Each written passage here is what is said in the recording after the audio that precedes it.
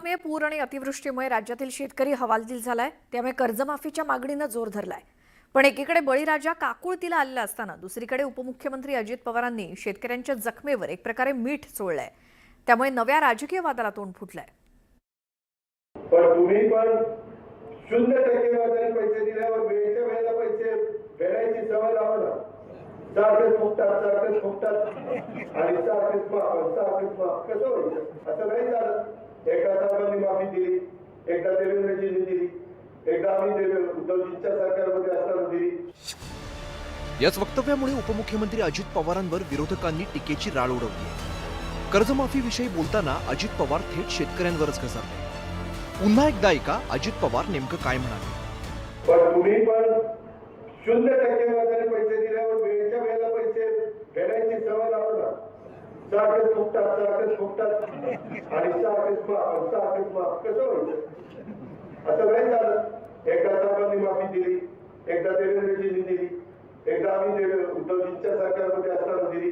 आता पुढे माझ्या ऐकीत आम्ही सांगितलं आम्हाला परत निवडून यायचं होतं, आम्ही माफ करू। अजित पवारांच्या या वक्तव्यावरून आता राजकीय वादाची ठिणगी पडली आहे। विरोधकांना टीका करण्याची आयती संधी मिळाली आहे। तसंच शेतकरी नेत्यांनीही सडकून टीका केली आहे। खरं म्हणजे शेतकरी संकटात असताना असं असंवेदनशील बोलूच नाही आणि आम्ही निवडणुका जिंकण्यासाठी कर्जमाफी केली अशा प्रकारचं वक्तव्य त्यांनी केलं। हे अत्यंत बेईमानीचं आहे असं मी मानतो। म्हणजे लोकांना तुम्ही मतं मिळवण्यासाठी बेईमानी करताय, खोटं बोलताय, खोटी आश्वासनं देताय आणि मतं घेताय। ही जनतेशी शेतकऱ्याशी केलेली बेईमानी आहे आणि या बेईमानीचा बदला येणाऱ्या निवडणुकीमध्ये चुन के मतदार घेतील आणि यांची जागा, यांची अवकात यांना दाखवतील। आम्हाला काही वारंवार कर्जमाफीची मागणी करायची आनंद नाही आहे। मला तुम्ही सांगा, उसाला तुम्ही जे म्हणता किती संरक्षण आहे? जागतिक बाजारात साखर मंदीत होती तेव्हा साखर निर्यातीला सबसिडी मिळाली की नाही मिळाली? अजित पवार साहेबांनी सांगावं। साखरेवर आयात कर लावला होता की नाही लावला होता? अजित पवारांनी सांगावं। खरं तर गेल्या काही दिवसांपासून राज्यात शेतकरी कर्जमाफीचा मुद्दा ऐरणीवरती आहे। अतिवृष्टी आणि पूरस्थितीचा फटका राज्यातील 30 जिल्ह्यांना बसलाय। केवळ खरीप पिकच नाही तर शेकडो एकर जमीन अतिवृष्टीमुळे खरडून गेली आहे। शेतकरी पुरता कोलमडून गेलाय।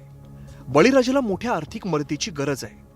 सरकारनं आर्थिक मदत जाहीर केली असली तरी ती तुटपुंजी असल्याचं शेतकऱ्यांची तक्रार आहे। असं असताना अजित पवारांनी कर्जावरून शेतकऱ्यांवरच खापर फोडलंय। अजित दादा आहेत, ते अजित दादा बोलताना स्पष्ट बोलतात। त्याचा अर्थ तुम्ही असं त्यांच्यावर टीका किंवा असं नाही, तर अजित दादांनी एक बॅलेन्सिंग ही भूमिका घेतलेली आहे। दरवेळेला कर्जमाफी हा जो काही येत असताना प्रकार, तर त्याच्यात एक सामंजस्य भूमिका सर्वांनी घेतली पाहिजे आणि एक चांगलं आपलं राज्य पुढे जाईल याची काळजी केली पाहिजे। यानुसार त्याने केलेलं त्या स्टेटमेंट होतं। नुकतंच बच्चू कडूंनी शेतकरी कर्जमाफीसाठी आंदोलन केलं होतं। या आंदोलनाच्या पार्श्वभूमीवर राज्य सरकारने शेतकरी कर्जमाफीचा अभ्यास करण्यासाठी एक समितीची घोषणा केली आहे। एकीकडे सरकार शेतकरी कर्जमाफीवरती विचार करत असतानाच दुसरीकडे उपमुख्यमंत्री अजित पवारांनी वेगळाच सूर अडवल्यामुळे त्यांना टीकेचं धनी व्हावं लागलंय। Bureau report, news 18 Lokmat.